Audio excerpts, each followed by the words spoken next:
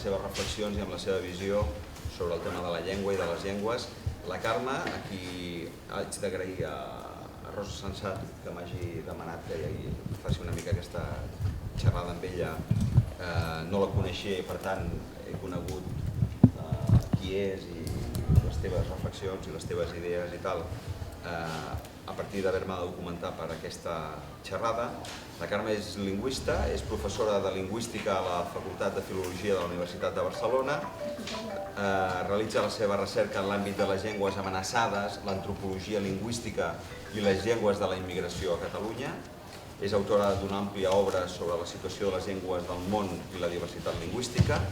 Va néixer a Masquefa, a l'Anoia, va estudiar filologia a la Universitat de Barcelona, va completar la seva formació a Alemanya, a la Universitat de Marburg i a la Universitat de Colònia, també va estudiar a la Universitat de Califòrnia, es va doctorar a la Universitat de Barcelona amb un estudi sobre les llengües bantu, titulat La classificació de les llengües d'Àfrica al bantu i una hipòtesi més sobre la seva expansió.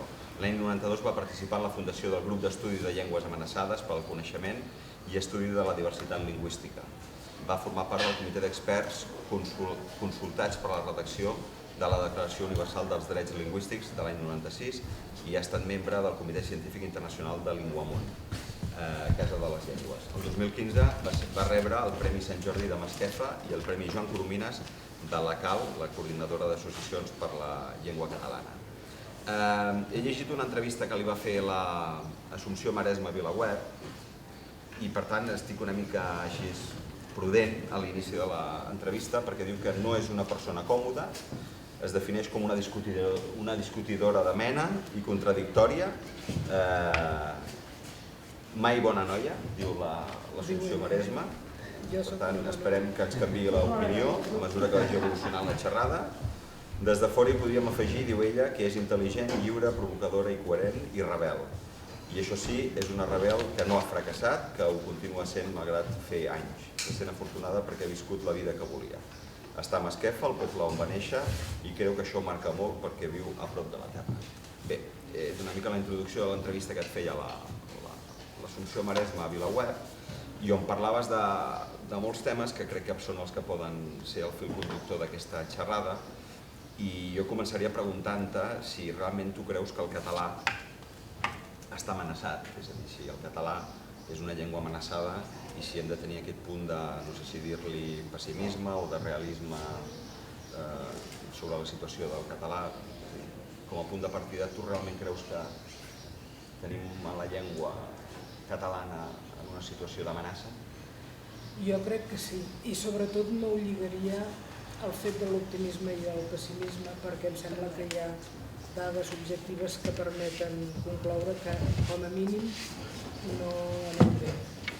I que si mirem les dades des que hi ha normalització lingüística fins ara, hem avançat en algun àmbit, però en general i sobretot en el que és fonamental, que és en l'ús i la transmissió, més aviat retrocedim, o retrocedim bastant.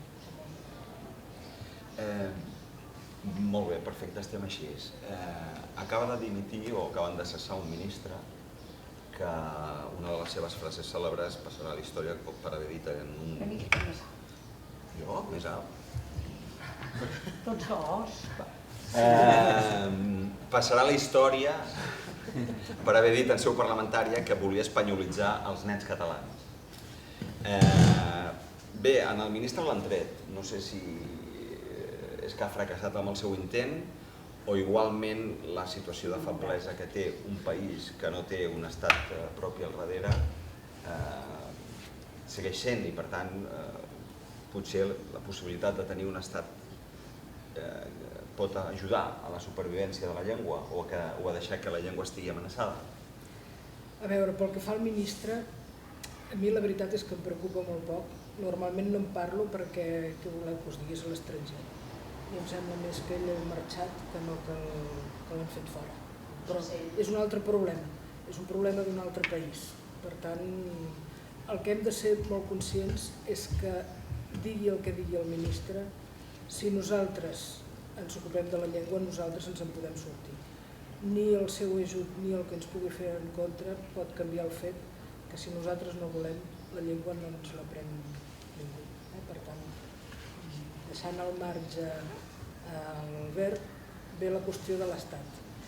I aquí jo crec que som presoners d'una concepció molt clàssica tant de la història que associava pobles i llengües, etc., a nacions, com també de la mateixa societat lingüística clàssica, que creu que les societats han de ser homogènies i que en les societats homogènies no perillen les llengües, etc. I aleshores l'Estat apareix com un estri protector de la llengua. Jo crec que, per principi, l'Estat és una màquina de matar llengües. Per tant, jo mai fiaria el futur de la llengua a la independència, en aquest cas, la consecució de l'Estat. Perquè l'Estat el que hauria de fer, en tot cas, és tenir en compte tota la diversitat, la dinàmica de les llengües en el territori on se suposa que controla, i això l'Estat no ho acostuma a fer. Acostuma a triar una llengua perquè homogeneïtzar la població és una manera de controlar-los més fàcilment, i això no s'ho està obviant. Per tant, realment si hem d'esperar la independència i amb els projectes que ens donen, perquè tant l'Artur Mas com l'Oriol Junqueras han parlat de que tindrem un país bilingüe. Aleshores, si el que em proposen és un país bilingüe, doncs ja dono que el català se substituirà. Però crec que la lluita per la llengua ha de ser al marge de la lluita per la independència, perquè la independència es pot aconseguir d'un dia per un altre. La llengua són processos molt més lents i canviar comportaments lingüístics és molt més difícil que canviar passaports. I, de fet, la feina a l'hora que la llengua sobrevisqui és aconseguir canviar comportaments lingüístics. I com creus que es pot canviar el comportament lingüístic d'una població que prové de diferents països, que té diferents llengües maternes, la seva gent, que està, diguéssim, amb gent de pas? És a dir, com ho fas, diguéssim, amb una població molt barrejada, molt mesclada, diguéssim? Bé, jo crec que justament la barreja és la clau de la supervivència. Després explicaré per què. Però ara la qüestió és, ho dic perquè quan dic aquestes coses és quan em titllen d'ingènua i que el que jo dic és impracticable. Però també sempre dic, és que no coneixem altres alternatives. Per tant, segurament, o potser m'equivoco, però no ho sabem. En els altres casos, quan proposem el bilingüisme, sí que sabem que ens equivoquem, perquè hi ha moltes altres experiències que hem vist com han acabat. En aquest cas de basar-nos justament en la diversitat, jo crec que tenim una possibilitat que no hauríem de malmetre. A veure, aquí hem viscut uns quants anys en aquesta situació de bilingüisme, però el cert és que també el català ha aconseguit guanyar nous parlants. Hi ha moltes persones que han fet el canvi i que a més han estat fonamentals. Vull dir que de fet, si el català segueix, en molt bona part també és perquè hi ha hagut aquests canvis. El que passa que el català no va deixar de recular des dels anys 70 fins ara, perquè també creixia la població, vull dir que també estem en una situació demogràfica complexa. Quan van començar a arribar les darreres migracions, que són... És que no et senten. Això també. És que jo tinc molt poca veu, Vosaltres us podríeu posar cap aquí. Ens apropem més. I com que estem en el corrent d'aire...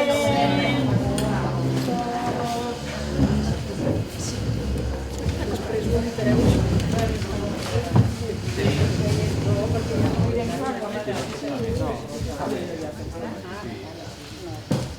Gràcies, Disculpeu, jo és que tinc poca veu. Els meus alumnes sempre es queixen del mateix. Bé, érem al punt d'aquesta nova onada migratòria. Jo recordo en una conferència, deu fer potser 15 anys o així, que la Marina Subirats deia que el català no resistiria una segona onada migratòria, com la que ha vingut després. Vull dir que potser ells tenen raó.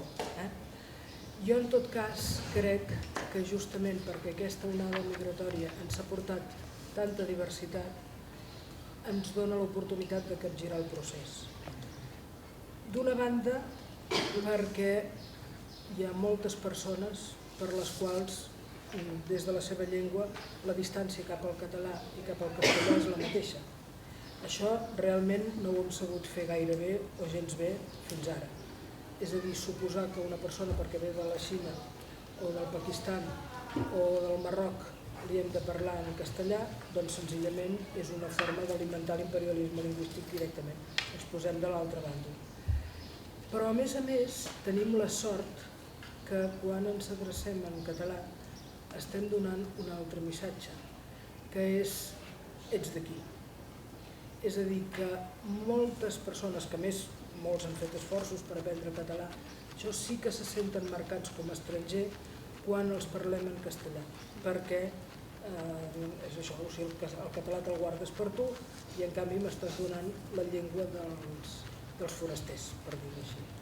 Si això sabéssim aprofitar-ho, ens dona una gran oportunitat de guanyar nous parlants. Insisteixo, perquè la distància per ells cap a una llengua o una altra és la mateixa i, a més, això té l'afegit que a l'hora de la convivència, i això, vaja, nosaltres hem fet estudis sobre aquesta qüestió, però en general les persones que han après català i el fan servir perceben que això ho agraïm i que hi ha aquesta correspondència, per tant, això ho podríem aprofitar. A mi, i això ja és una opció personal o com a lingüista, però més que això, que em sembla que és molt important, és a dir, el fet que podem compartir una llengua i que ens ajuda a revitalitzar la nostra llengua, el que em sembla més important i sobre el que tenim molta responsabilitat és que de les llengües que es parlen a Catalunya, sempre dic que són unes 300, de moment en tenim 289 d'inventariades. Segurament són més, però no hem trobat els parlants encara. Doncs la meitat d'aquestes llengües són llengües molt amenaçades en els seus llocs d'origen. I tenint en compte, suposo que després parlarem de la qüestió global de la mort de les llengües, però que és un fenomen justament global i que si no el capgirem conjuntament tampoc no ens en sortirem, doncs tenim una gran possibilitat de crear vincles solidaris, si ho voleu dir així, amb aquestes llengües amenaçades. I aquí sí que es detecta una certa reciprocitat. Per exemple, el Parlament de Catalunya va ser el primer del món que va reconèixer l'amazic com a llengua. I, a més, vaig assistir a una conferència d'un sociolingüista alemany que explicava que aquest reconeixement aquí, que ens podia semblar que era una cosa purament simbòlica, allà havia tingut l'efecte que es plantegés la qüestió de l'amazic a l'escola i s'està començant a fer servir l'amazic a l'escola. Vull dir que aquestes coses que tenen valor simbòlic també poden ser eficaces en aquest sentit. També recordo una vegada el president d'una associació d'argentins a Catalunya que deia és més fàcil aprendre quítxua a Barcelona que no a Buenos Aires. Però n'hi ha molts que han descobert les llengües en els seus llocs d'origen aquí perquè la situació amb el català s'ho ha fet replantejar. Per tant, això em sembla que és el gran valor i el que podem aportar nosaltres realment. És a dir, entendre que la mort de les llengües és un problema de tots, que molts catalans que parlen altres llengües també estan implicats i que entre tots podem desenvolupar estratègies que ajudin als llocs d'origen. Digues alguna cosa que sembla que faci una conferència. Hi treus transcendència o pes o rellevància a la intervenció pública i prefereixes carregar o compartir la responsabilitat de manera col·lectiva en la societat. I això com es fa? És a dir, com aconseguim aquesta militància, entre cometes, o aquest activisme o aquesta actitud de revifar el català i de fer-ho amb aquests llaços de solidaritat i complicitat amb altres llengües en aquesta Catalunya tan diversa i plurilingüe. A veure, la primera part és, si desconfio de la part pública, és perquè no conec cap cas de llengua amenaçada, una altra cosa són les llengües que ja anàvem tirant, però llengua amenaçada que s'hagi revitalitzat per la intervenció de l'Estat o d'organismes públics. Si m'heu de treure l'exemple d'Israel, doncs d'entrada ja us el regalo, no m'interessa gens el model, però a més també partia justament d'una gran diversitat. Sempre s'ha dit que si el 70% dels israelians haguessin tingut el yiddish com a primera llengua, ara el yiddish seria la llengua oficial d'Israel. Com que allà es va trobar gent que parlava llengües molt diferents, doncs van aconseguir implantar l'hebreu. Tret aquest cas, que és irrepetible i, insisteixo, no em sembla un bon model, el fet és que d'entrada el que ens cal és informació a l'hora d'aconseguir-ho. Jo sempre ho dic, quan es tracta d'aquesta qüestió, la primera pregunta que ens hem de fer és: estem a favor de la diversitat lingüística o no? Si no estem a favor, doncs ja ho deixem fora. Però si estem a favor, aleshores cal ser conseqüent. I, jo conec molts independentistes d'aquests que quan troben un desconegut li parlen en castellà. Doncs la independència també s'exerceix en la vida quotidiana, no només en aquest horitzó més o menys llunyà, sinó que cada dia podem ser independents si aconseguim afermar l'ús de la llengua. Crec que cal aquesta consciència del valor que tenim com a parlants, perquè això és una obvietat, la llengua no ens la poden prendre si nosaltres no volem, però sembla que oblidem contínuament. I després és que hi ha molts altres àmbits que ens permeten queixar-nos de tot el que ens fan, ja que sortia el ministre Wert, totes aquestes coses, però això també ens fa oblidar la nostra responsabilitat com a parlants. A veure, jo sempre proposo una simplificació, que és una gran simplificació, però és perquè ens entenguem. Hi ha un 15% d'hostils, aquests és igual, que si la gent és hostil, doncs és hostil, no cal ni perdre-hi el temps. Un 15% de militants i un 70% d'indiferents. I el que hem d'arribar, amb els que hem de treballar, és amb aquest 70% d'indiferents, perquè jo no crec que en tot aquest grup hi hagi adeptes a l'imperialisme lingüístic, per exemple. Vull dir, el fet de ser parlant d'una llengua majoritària no et fa un imperialista lingüístic si tu no ho vols ser. Tu pots tenir comportaments que contribueixin a la preservació, i d'això en tenim molts exemples a Catalunya, el que dèiem abans, persones que han adoptat la llengua. Per tant, es tracta de proporcionar la informació i la consciència i, torno a dir, potser m'equivoco, però és que no conec cap altra alternativa. El no tenir aquesta sensibilitat per la pluralitat lingüística és en part fruit del franquisme. És a dir, haver viscut la persecució d'una llengua ha fet que determinada gent ja accepti que n'hi hagi dues, però això de ser procliu a altres llengües té com uns ressorts mentals, un cert tabú. No sé si...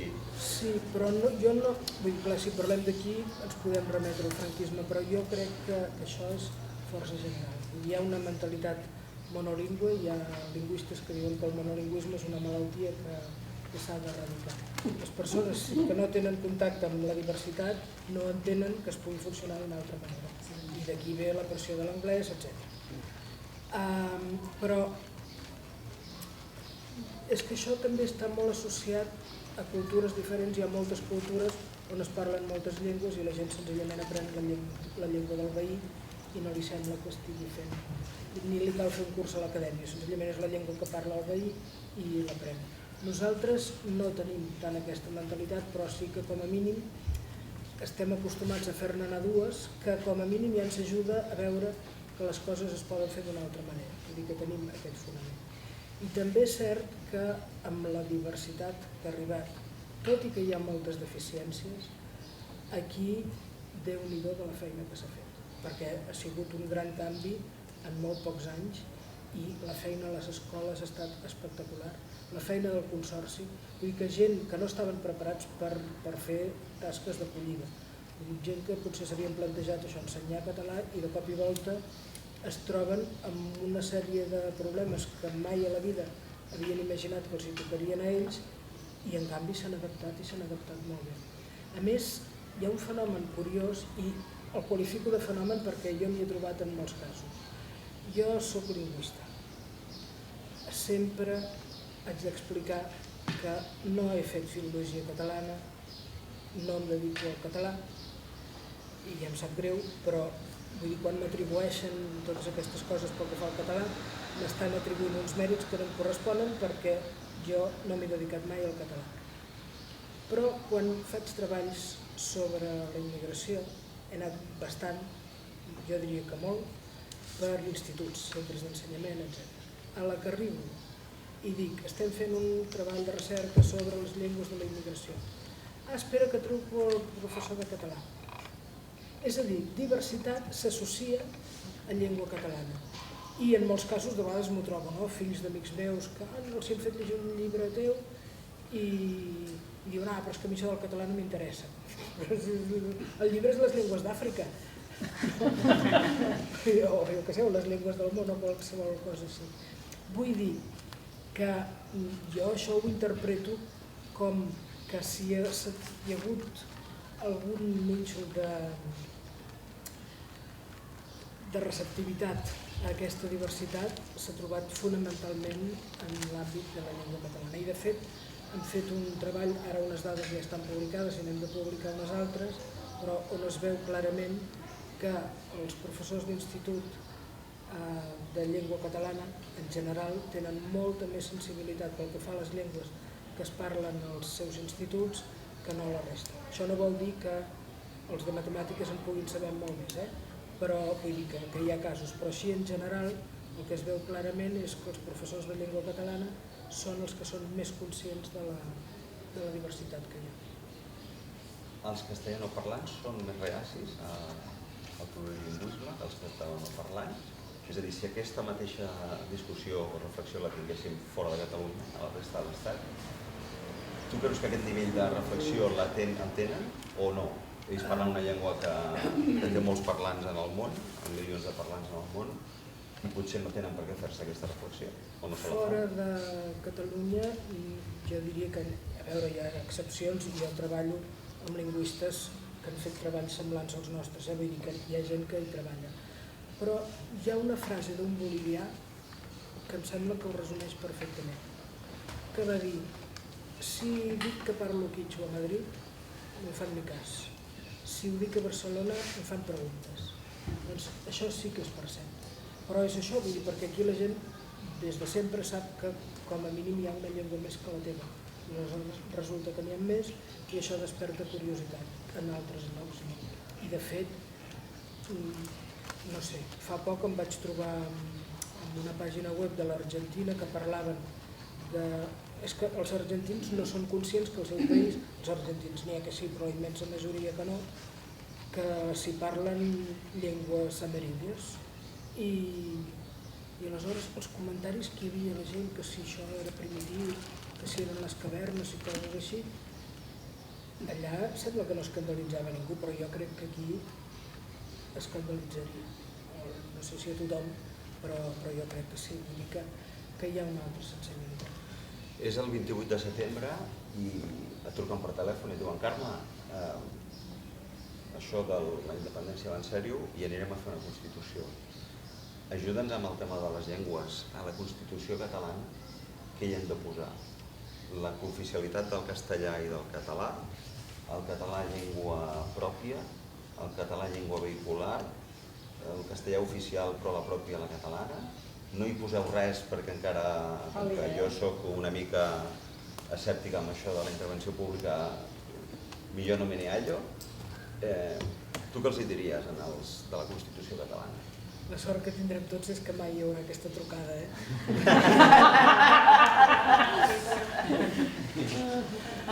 Però vaja, com que jo he contestat la pregunta sense que ningú me la fes, doncs alguna cosa sí que a veure, ja he mencionat abans això del bilingüisme. És a dir, coses que s'haurien de tenir en compte a l'hora de fer aquesta Constitució. El bilingüisme és el pas previ a la substitució lingüística. És a dir, perquè mori una llengua, abans, inevitablement, s'ha de bilingüitzar la comunitat. Això és de sentit comú, vull dir, ningú pot començar a parlar una altra llengua si no en té una altra a l'abast. Per tant, és el pas imprescindible i que, curiosament, no hauria de ser així, però en tots els casos no conec cap cas en la història ni en el món en què no hagi passat així. Allò que deia l'Aracil, que el conflicte lingüístic, era la manera de dir-li al bilingüisme, acaba o en normalització o en substitució, doncs jo de normalització no en conec cap cas i en canvi tots els que conec són de substitució. Per tant, clar, per mi el bilingüisme com a objectiu és un parany, o sigui, m'estan portant a l'extermini. Insisteixo que aquesta sembla la visió més afavorida pels polítics i això, però jo aquí ja diria que com a mínim tinguessin en compte això. L'altra cosa que s'hauria de tenir en compte és l'oficialitat, que és un altre dels fetitx de la política lingüística. De vegades ho dic així ja en forma d'eslògan, però l'oficialitat a les llengües dominants no els cal i a les dominades no els serveix de res. És a dir, si una llengua és dominant, pot ser que no sigui oficial, de fet hi ha estats que tenen la llengua que suposem que és oficial i no ho és en realitat, perquè no cal, ja funciona aquella llengua i ja està. Però en canvi, declarar oficial una llengua amenaçada tampoc l'ha portat a recuperar-se. Penseu que deu fer 20-25 anys i no gaire més, perquè a veure, això de la mort de les llengües a la lingüística li preocupava molt poc o gens. Se'n va començar a parlar als anys 60 i de fet cap a l'any 2000 sí que aleshores tots els lingüistes de bandera van treure el seu llibre sobre la mort de les llengües. Però era una cosa que no preocupava gaire. Però quan es va començar a estudiar el fenomen i sobretot perquè desapareixien moltes llengües, doncs clar, els estats es van veure interpel·lats. Què hem de fer? Doncs protegir les llengües. Com les protegirem? Declarant-les oficials. I si fa 20-25 anys al món el nombre de llengües oficials no arribava a les 100, jo crec que era una 65, una cosa així, ara n'hi ha milers. Per què? Colòmbia, totes les llengües oficials. Això significa res? Sud-àfrica, després de la història de l'apartheid, 11 llengües oficials. Cap canvi. Argentina, les llengües oficials. Venezuela, les llengües... Vull dir, a l'Àfrica, declarats oficials, la tira de llengües africanes. I ja s'han rentat les mans. En certa manera és com això del gènere, com que diem els nens i les nenes, ja són feministes i després les coses segueixin com estaven, no? Perquè ja han posat... Doncs en aquest cas és això, sí, mira, el Wichí de l'Argentina és oficial. I què? Doncs, clar, llavors jo no vull que a mi m'enganyin amb l'oficialitat. Per què? Acostuma a tenir efectes negatius, perquè llavors si serà la llengua que ens imposen i que ens obliguen i tot això, crea aquest miratge que no és eficaç en absolut. Dit això, què faríem? Què podríem fer? Jo diria, si s'hagués de posar en una Constitució o un Estatut, no sé, el català llengua de Catalunya. A veure, s'ha de dir, a Catalunya hi ha 3 llengües que s'han desenvolupat en el territori. El català, l'aranès i la llengua de signes catalana, que és una altra de les llengües amenaçades. Això de la relació de llengua i territori, que s'ha fet servir molt i de manera molt demagògica, allò que ens deien, no, és que els territoris no parlen. D'acord, els territoris no parlen, això ho sabem tots, però també sabem que quan es vol fer desaparèixer una llengua, el primer que es fa és alterar la relació llengua i territori. La quantitat de deportacions forçoses, les deportacions sempre són forçoses, però això, escampar gent, barrejar-los. Bé, les reserves que coneixem tots per les pel·lícules del Far West és l'alteració de la llengua i el territori, de la relació entre la llengua i el territori, barrejar gent que parlin llengües diferents de manera que s'hagin d'entendre en anglès. Casos així n'hi ha per tot el món. És a dir, quan vols exterminar una llengua, el primer que fas és alterar la relació llengua i territori. Però hi ha una altra qüestió, que és que té sentit salvar les llengües en el territori on s'han desenvolupat. Jo no voldria salvar el navajo a Catalunya, m'agradaria molt, però no hi trobo cap sentit. Però, en canvi, sí que ens hem d'ocupar de les que es parlen aquí. Per tant, aquestes 3 llengües són les llengües que s'han desenvolupat aquí i sobre les que tenim responsabilitat. Després hi ha les altres 300 llengües que, clar, llavors em diuen, voldràs que s'ensenyin totes aquestes 300 llengües? Doncs no demano tant. Em conformo amb que ningú se senti menystingut per la llengua que parla. Això ja seria importantíssim, perquè vaja, si us dediqueu a l'ensenyament sabeu als patis de les escoles com uns alumnes se'n riuen dels altres perquè si parlen no sé quina llengua primitiva i tot això. Doncs eliminar això, que no deu ser tan difícil, ho és, però no em sembla una tasca impossible, ja seria molt important. És a dir, que tothom sentís que la seva llengua forma part d'aquesta comunitat i no cal que quan vagi a l'Ajuntament es trobin tots els impresos en una llengua de 20 parlants, perquè això és irrealitzable i no...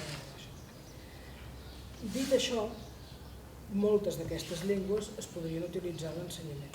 Suposo que acabarem parlant de l'anglès, jo ara també en parlaré una mica, però vull dir que aquesta obsessió per l'anglès ens està fent perdre molts recursos que tenim. Quants parlants de xinès tenim? Quants de rus? D'àrab? I jo prefereixo les llengües minoritàries, però com que la gent estudia llengües pel valor econòmic que els atorguen, doncs aquestes llengües s'entenen molt. I en canvi les estem fent desaparèixer perquè no les cultivem en absolut. Estem intentant ensenyar anglès a tots quan podríem potenciar una altra diversitat que seria molt més rendible. Vull dir que es poden fer moltes coses amb totes aquestes. I aleshores hi ha això, 2 llengües especials. Una és el castellà i aquí hi ha una cosa que jo no aconsegueixo entendre, però és perquè a Catalunya ens hem agafat el castellà com si fos cosa nostra, defensant la comunitat. De manera que quan venen naus de tots els països d'Amèrica que parlen varietats diferents, a l'escola se'ls corregeix i els diuen que parlen malament. I això passa i està descrit en molts casos. Aleshores, per què no aprofitem aquesta varietat a favor nostre? Mira, Catalunya, el país on es respecta la diversitat de l'espanyol, cosa que no fa la Real Acadèmia, que intenta homogeneïtzar claríssimament. I pel que fa... Per això es necessiten recursos, no ha de ser fàcil. Sí, però... L'escola té mecanismes per fer això, per gestionar això. Home, si la formació anés per aquí, jo crec que ja no caldrien tants recursos, perquè formar has de formar. Doncs costa el mateix formar bé que formar malament. Ho sento, vull dir, veure que soc del gremi, però això molts filòlegs, els lingüistes tenim una visió diferent, però filòlegs que corregeixen o que els diuen als mestres que han de corregir els alumnes argentins perquè no parlen bé, és que això no té ni cap ni peus. S'ha d'entendre que la diversitat és inherent a la llengua, que quan una llengua no és diversa vol dir que està desapareixent. Per tant, per què volem posar portes al camp? És un fenomen natural, doncs incorporem-lo perquè a més ens enriqueix. Vull dir que en una mateixa llengua la mateixa cosa es pugui dir de moltes maneres diferents, enriqueix, no és una cosa que vagi contra ningú. I aleshores s'hauria de poder explicar això. Deies que la Constitució diu que el català i les 3 llengües aquestes que comentaves, i el castellà no cal donar-li més oficialitat. Però i l'escola què? És a dir, amb un possible canvi d'estatus polític, l'escola la deixem com està i per tant el verb ja ens interessa menys, tant com a tothom, tan poc com a tu ara, diguéssim, o s'ha de fer alguna intervenció en algun sentit? O ja està bé amb el català com a llengua vehicular i que s'ensenyi el castellà, l'anglès i que es pogués gestionar millor aquesta pluralitat? A veure, aquí jo no sóc experta ni en sociologia, ni en educació, ni coses així, sóc lingüista. Vull dir que ara faré o manifestaré una opinió extralingüística.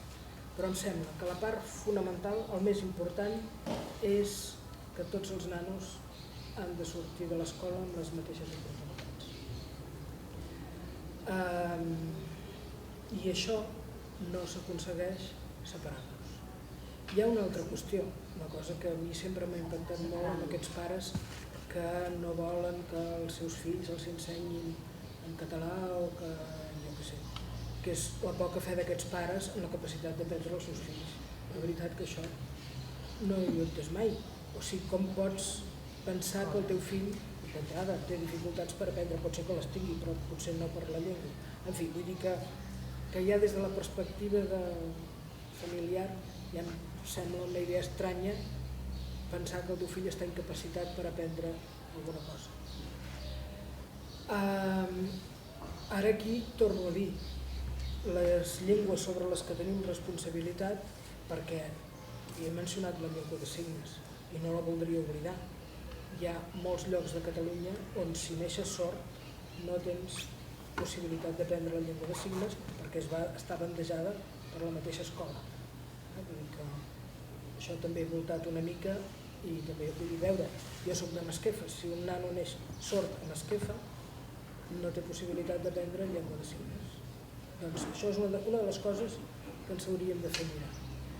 Ara, una escola on funcioni una llengua, però sigui permeable a totes les altres, perquè crec que cada escola es pot adaptar a la seva realitat. Aquest institut, jo crec que tenen llengües per donar i per vendre, i n'hi ha d'altres que són més homogenis. Per tant, es pot aprofitar aquest coneixement que porten els nanos. Ara, com garantim, d'una banda, la supervivència de la llengua, que és la llengua del territori, i, a més, això, la igualtat d'oportunitats que demanàvem. Doncs que el català sigui la llengua vehicular. I això no vol dir ni llengua única de l'ensenyament, ni la llengua que s'imposi, ni res, sinó senzillament és la llengua de la que som responsables i de la que no ens podem desentendre.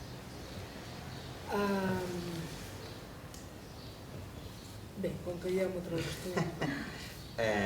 No sé si consideres que internet, les xarxes socials, els mitjans digitals, són un termòmetre del vigor, del dinamisme, de la frescor, de la vitalitat d'una llengua. Però a internet el que s'està demostrant és que el català és una de les llengües més actives, que la comunitat catalana a la xarxa és de les més dinàmiques i innovadores, que tenim Facebook i Twitter i tenim un munt d'eines globals en català, tot i no tenir un estat propi, cosa que, diguéssim, internet afavoreix, diguéssim, aquesta lògica no administrativa, i després iniciatives col·lectives, com per exemple la Viquipèdia, en català és de les més actives i té més entrades en català per número de parlants que no pas en anglès o en castellà.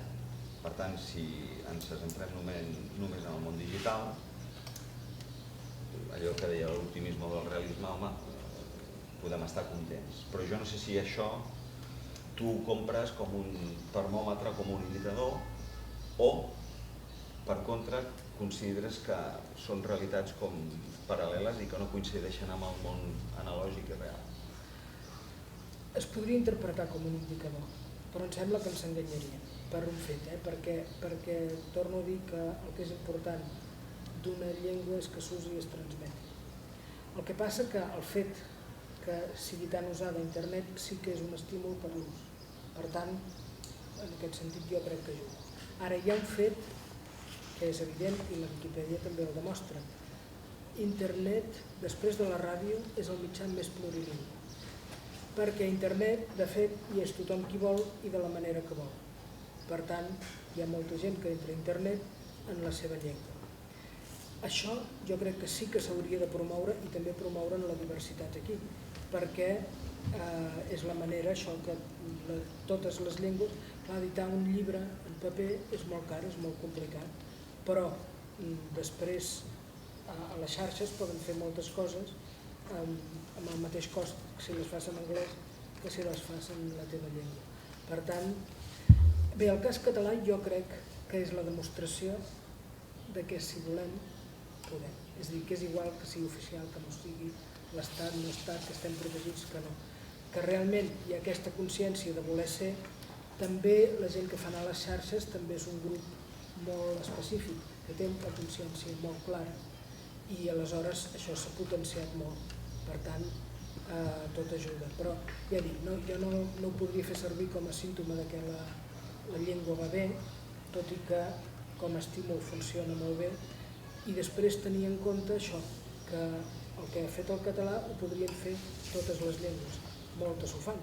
Vull dir, realment hi ha comunitats amazòniques que fan servir internet i en la seva llengua. I la Viquipèdia, ara no recordo la xifra exacta, però està al voltant de les 300 llengües. Hi ha Viquipèdia en llengües molt diferents. Doncs, per tant, en línia amb el que comentaves abans, que el català pot ser un exemple i pot ser un territori i una llengua d'acollida per a aquestes llengües que estan minoritzades o amenaçades o que tenen fotut per sobreviure, l'ús que el català i com s'ha fet aquesta conquesta catalana a la xarxa pot ser un bon exemple a exportar i a compartir. És que ho és. I a veure, l'ús del català a la xarxa està molt per sobre del que és el català realment entre les llengües del món. No sé, això ho sabràs tu millor que jo, el lloc que ocupa a la xarxa, però entre les llengües del món tampoc és tan minoritària, vull dir, estem en un lloc 80 o així. Jo mai avaluo les llengües pel nombre de parlants, per mi és igual una llengua amb 20 milions de parlants que amb 20 parlants. Això no. Però és cert que està molt més amunt en l'ús d'internet que no en el nombre de parlants. Això també té relació amb el fet que hi ha llengües de països que no tenen les condicions econòmiques ni tecnològiques on poder créixer i expressar-se. Per tant... Sí, però jo crec que internet està arribant realment a tot arreu. Vull dir que hi ha molts llocs on ha arribat i s'ha saltat el paper i s'ha saltat moltes altres tecnologies. Ja dic, això de l'Amazònia a mi em va sorprendre molt, però el primer ús que hi van trobar a la xarxa va ser justament comunicar-se als que havien perdut la llengua per explicar als altres, mireu què passa quan desapareix la llengua. Vull dir que al marge del que diguessin els lingüistes i els sociolingüistes i allò, era més la informació dels que havien seguit el mateix procés el que feia reaccionar que això. I, per exemple, hi ha moltes comunitats on s'ha introduït la televisió, la ràdio, etc., que l'han tret perquè diuen que està introduint costums diferents i en canvi això no ha passat amb internet. Vull dir que és realment un mitjà, no sé si diu així, però molt més democràtic, sí, perquè és més fàcil l'accés i no sé si això implicarà que ho acabin impedint. No sé si els de filologia catalana serien crítics amb el fet que els blogs, mitjans digitals, les xarxes socials fan que la llengua s'estigui com degradant o s'estigui catanyolitzant o catanglixant o no sé com s'hauria de dir, o els SMS, els WhatsApps, és a dir, la manera d'escriure i d'usar la llengua com a eina de transmissió en aquest entorn tecnològic fa que potser sigui menys pura o menys perfecta, però en canvi més popular i més usada. Té una mica aquesta doble... La xarxa té aquesta doble... Però jo soc lingüista. Vull dir que és allò que diuen els lingüistes, d'escrivim i no prescrivim. Tots som prou conscients que en senyals de trànsit la llengua o són senyals directament la llengua realment està molt estrafeta, però per què? Perquè és un context molt determinat on necessites informació immediata i no pots entretenir llits i cartells. No? Això ningú ho veu com fer malbé la llengua. I en canvi que t'arribin missatges en cas i en barres i estrelles ho veuen com que estan maltratant la llengua. No, és que és un altre mitjà i segurament s'ha calculat que et surt més econòmic fer això, que trigues menys temps, que no has de pulsar tantes vegades les tecles perquè si surt aquest signe i no surt l'altre. Vull dir que aquesta forma, que consti que jo no l'entenc, jo de vegades em pregunto què em volen dir, però entenc que quan el mitjà és diferent, el codi s'ha d'adaptar. I segurament una de les coses que ha de fer l'escola, que de fet ja es fa, però és que totes les llengües tenen registres diferents, per tant, si els alumnes al WhatsApp o el que sigui escriuen d'aquesta manera, doncs han de ser conscients que escriuen d'aquesta manera perquè estan en aquell mitjà que demana aquest ús. Però quan després escriuen una redacció o un poema o si volen escriure una novel·la, doncs la cosa va d'una altra manera perquè el mitjà també és un altre. Jo crec que quan volem que la llengua sigui homogènia i estàtica i pura, si ho volem dir així, ens estem equivocant perquè això és una de les coses que maten la gent. Les llengües, quan viuen, canvien. I canvien, i sempre hi ha aquestes. Però vaja, les reaccions puristes acostumen a ser símptomes que la llengua està en procés d'extinció. Però vaja, per tot arreu, a Anglaterra la gent també es queixa que els estan malmetent la llengua. Però em sembla que la part fonamental d'això és entendre que quan fas servir un mitjà diferent, adaptes el codi a aquell mitjà. Vull dir que l'ortografia convencional serveix al llibre de text, però és prescindible en aquest cas perquè l'ortografia en molts casos serveix per desambiguar. Doncs aquí també trobes la manera i que consti que jo quan escric amb totes les lletres, perquè insisteixo que no ho sé fer de l'altra manera, però entenc això perquè és una forma d'adaptar-se al codi. Per tant, malgrat la revolució digital i malgrat com internet pot ajudar a les llengües i eines com el Google Translate i altres eines que permeten que hi hagi textos en moltes llengües amb uns costos i amb un temps i amb uns recursos realment assumibles, tu creus que durant el segle XXI es perdrà un 95%, desapareixeran un 95% de les llengües del món? A veure, aquesta és la previsió que està feta i aquesta previsió no té res a veure amb internet ni crec que internet hi pugui fer gran cosa. No pot evitar-ho? Evitar-ho no. Jo crec que l'ús d'internet és un gran estímul per la preservació perquè, clar, internet és la modernitat. Per tant, si la teva llengua pot ser allà i no passa res, no es desfà l'ordinador perquè es pot dir sense uno, doncs vol dir que la teva llengua és com totes i això ajuda molt. Però a veure, aquesta predicció del 95% surt de dades. En els processos de mort de les llengües hi ha 3 fases. La primera és la que s'anomena fase primària del procés de substitució, que es caracteritza per la bilingüització de la comunitat i es mostren símptomes.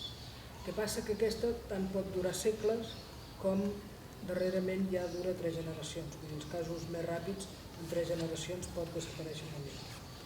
En aquesta situació hi ha un 40% de les llengües del món, entre les quals el català.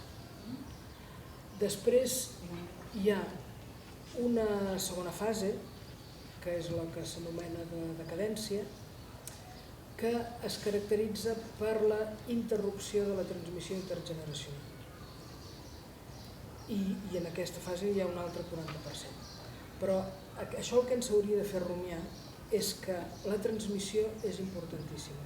Tots sabem el que és aprendre una segona llengua. Vull dir que hi ha casos de comunitats que quan han introduït la llengua a l'escola han deixat de parlar-la els pares amb els fills l'han deixat a l'escola i ara és quan la llengua està amenaçada. Doncs, o sigui, el que s'ha d'evitar en qualsevol cas és que s'interrompi la transmissió intergeneracional, perquè recuperar això és pràcticament impossible. I aleshores la darrera fase, que és la que s'anomena de mort de la llengua, és quan ja només queden darrers parlants. O sigui, quan s'interromp la transmissió, doncs és el que passa, per exemple, fa poc vaig estar a Alsàcia, allà als llocs més o menys públics, tothom parlava francès, però sorties d'un restaurant i et trobaves els homes parlant a fora en alsacià. No? Doncs encara pots sentir la llengua, però ja no s'està transmetent. Per tant, falta que desaparegui la gent i que quedin pocs parlants. Hi ha moltes llengües al món que tenen 1, 2, 3, 4 parlants i quan moren aquestes persones s'ha desaparegut la llengua. Doncs en aquesta situació n'hi ha més d'un 10%. Aleshores, si tenim en compte aquest 10%, les xifres poden anar un punt amunt, un punt avall, però vaja, ja és això. El 10, 40 i 40 ja ens donen més del 90% de llengües que poden desaparèixer en el transcurs del segle XXI. Perquè el procés és tan ràpid. I, de fet, des dels anys 70 fins ara s'ha accelerat molt el procés perquè hi ha hagut una mena de culminació de tots aquests processos, ajudada d'una banda per les facilitats de comunicació i de desplaçament. Vull dir que els mitjans de comunicació monolingües han ajudat molt. La ràdio és bastant multilingüe, però la televisió no ho és gens. Clar, a la que et posen un televisor a casa, estan posant un parlant de la llengua dominant i això s'ha notat molt. Però, a veure, també estem a les acaballes d'un procés que és més llarg, perquè des que Colom va arribar a Amèrica fins ara, el nombre de llengües existents ja s'ha reduït a més de la meitat. Bé, això són xifres, però perquè ens entenguem. Es calcula que el nombre total de llengües que ha parlat la humanitat, el concepte de llengua és una altra cosa, que no hi entrarem, però en fi, quedi clar que jo dic que les llengües no existeixen. Però com que tots tenim clar un concepte de llengua, doncs jo em baso ara en aquest. El nombre total que ha parlat la humanitat és d'unes 100.000. Contemporàniament és d'unes 15.000. I això generalment es basa en els grups ètnics. Doncs en el moment que Colom va arribar a Amèrica se'n parlaven unes 10.000. És a dir, que ja hi havia hagut un procés de reducció, però penseu l'expansió del llatí, l'expansió de l'àrab amb l'islam, l'expansió del xinès. Vull dir que ja hi ha hagut llengües que han anat fent la feina abans i ens trobem això, amb unes 10.000 llengües. Però clar, després és que podem anar a l'altra banda del món en molt poques hores i tot això ha ajudat molt als processos de substitució. Per tant, aquesta és la situació, vull dir, però es basa en dades, aquesta predicció. Parlaves de mitjans de comunicació, jo soc periodista i els periodistes estem una mica acollonits perquè els mitjans estan en crisi i perquè hi ha una mica la idea de que els mitjans són menys necessaris que abans i després en el context català també hi ha una mica la idea de que s'ha ajudat, s'ha subvencionat a determinats mitjans per raó de llengua, la catalana, d'una manera artificial, per fer un adoctrinament i perquè aquí estem en un microclima de manipulació política que la resta de l'Estat és el que no passa. Tot és innocu i absolutament ben intencionat. Llavors, fins a quin punt la crisi dels mitjans de comunicació pot ajudar o pot empitjorar o precisament per aquest valor de preservació lingüística, de diversitat lingüística, els mitjans potser són menys sexis des del punt de vista comunicatiu per les xarxes socials i tot això, però són més necessaris com a espai d'identitat i de comunitat i com a espai referencial. No sé, ara potser me'n vaig una mica, però... Jo potser també me n'aniré i no sóc expert, vull dir que el que em sembla. Però és que aquest debat, vull dir, abans que hi hagués xarxes, jo ja tinc uns quants anys, jo ja havia tingut, per exemple, molt amb escriptors africans, que gairebé sistemàticament optaven per la llengua colonial perquè volien tenir molta audiència, etc. Puc posar un exemple molt característic, que és el Wole Soyinka. Algú li sona el Wole Soyinka? Encara és viu, Premi Nobel de Literatura l'any 1986. I ni Premi Nobel ni res, ningú sap qui és. I ha estat per aquí a Catalunya, i en fi, encara és viu, i no això. Aleshores, jo estic farta de veure això, escriptors que, podent escriure en la seva llengua, i hi ha llengües que tenen molts parlants, molts milions de parlants, més que el català, escriuen en la llengua colonial. Clar, fer-se un forat en un mercat saturat és molt difícil. Per tant, el més fàcil és que desapareguis. Però, en canvi, també he conegut escriptors que han optat per la seva llengua i després això els han traduït a altres llengües, però perquè tenien èxit en el seu lloc, que de fet és on s'ha de tenir.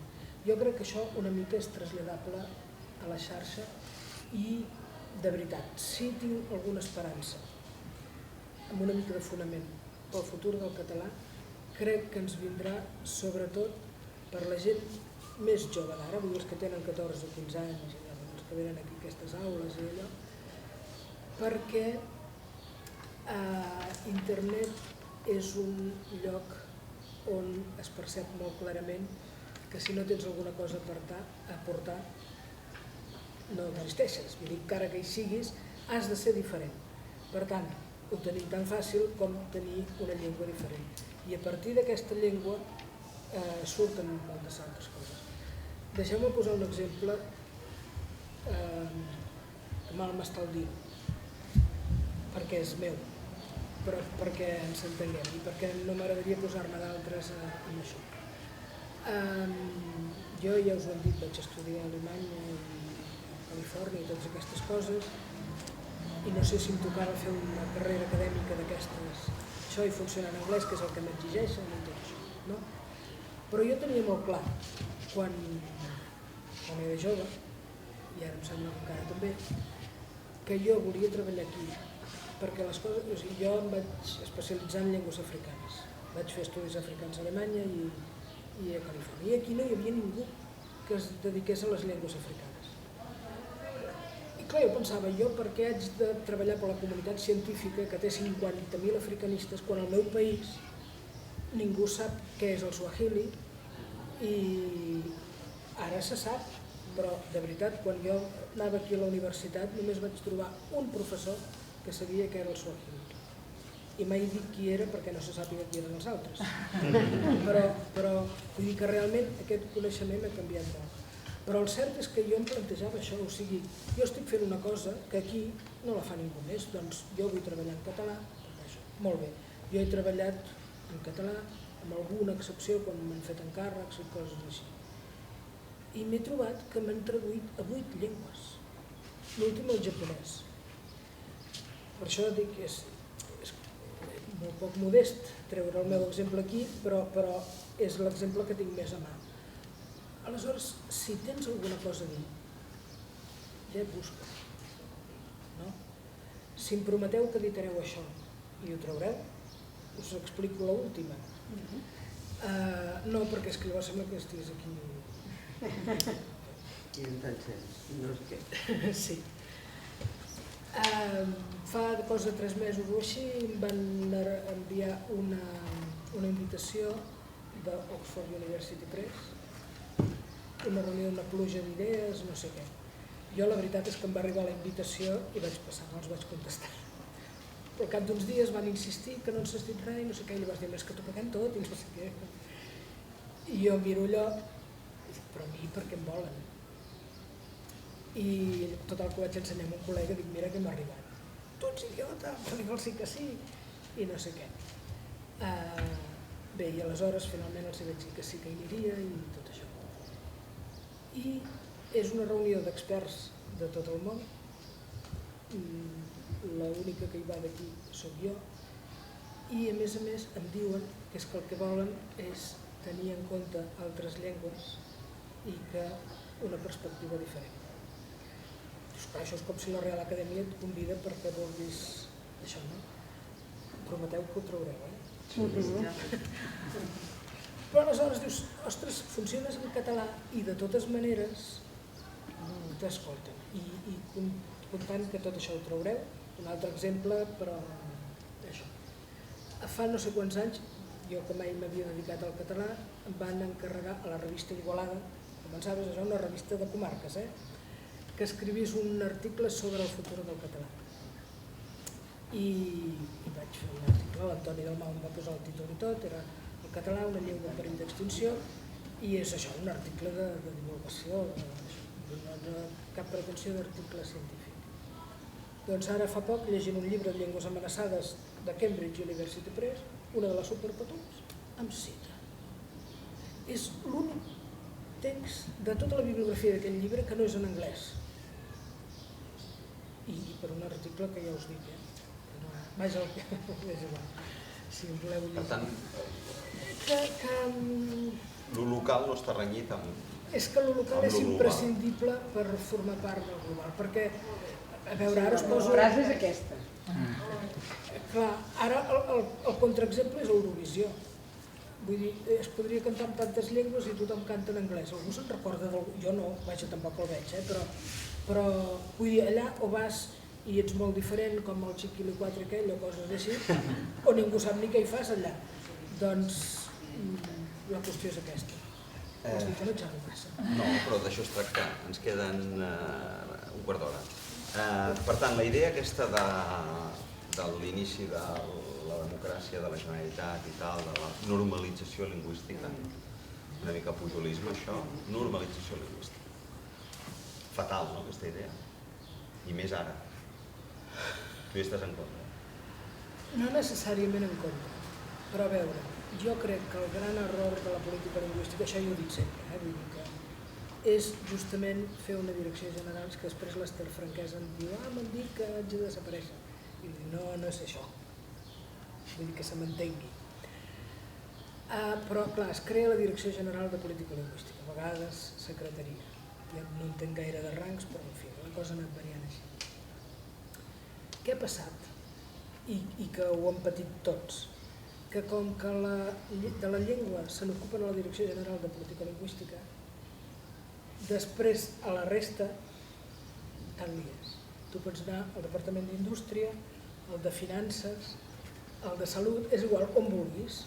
La llengua no és problema d'ells, ja hi ha política lingüística i també tenen allà un del consorci que tradueix i corregeix i tot això, però la llengua està en un racó. Aleshores, jo crec que des de bon començament la llengua havia d'haver estat responsabilitat de tothom. Això es trasllada, ja que som aquí, al Departament d'Ensenyament. Hi havia el CEDEC, que era un racó, però després ves als altres departaments i és que la llengua els era absolutament igual. Del català se n'ocupava el CEDEC i després el món funciona de manera normal. Doncs aquí és on jo crec que ens hem equivocat, en no fer veure que la llengua és cosa de tots. Estic d'acord amb això de la diversitat que tu deies, però des d'un punt de vista polític, els que fins ara han agafat la bandera del trilingüisme són precisament aquells partits que estan en contra de la llengua pròpia, és a dir, Ciutadans, per exemple. Nosotros el bilingüismo no, esto es antiguo, que tu dius, però clar, defensar el mateix vol l'oposat o dona símptomes o denota que vol l'oposat al que tu defenses, que és que el català sigui la llengua central, vehicular i el pal de paller, diguéssim. La manera de desnaturalitzar això és dir, no dos, sinó tres, l'inglès. Per tant, la llengua se'n fa una utilització política, se'n fa una utilització contra una de les tres, diguéssim. És el que ha passat a les Illes Balears. I què ha passat a les Illes Balears? Doncs que un govern que havia fet molt bandera d'això i que havia atemptat contra la llengua de les illes ha acabat perdent les eleccions i sortint del poder. Per tant, el poder el té la gent. El poder el té la gent i la gent està bastant compromesa amb la seva llengua, per altra banda. Clar, és que quan t'ataquen així, però clar, no hem d'esperar que ens vulguin atacar tant per sobreviure, no? Vull dir que no cal que ens facin gruar tant per poder viure en la nostra llengua. A veure, en el cas de Ciutadans és que és el parany aquest.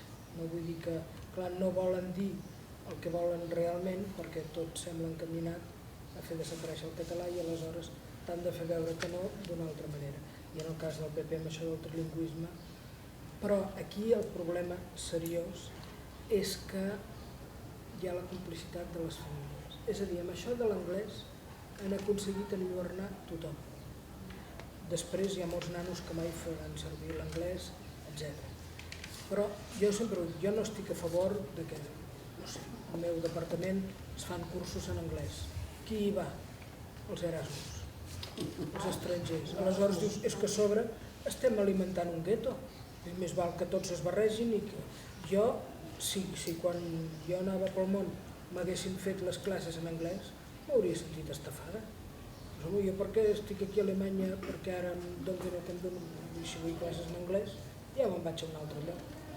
I això els Erasmus ho està fomentant molt. El que passa, hi ha estudis que mostren que per més aviat que comencis això no garanteix que sàpigues més anglès, vull dir que ho sabem tot.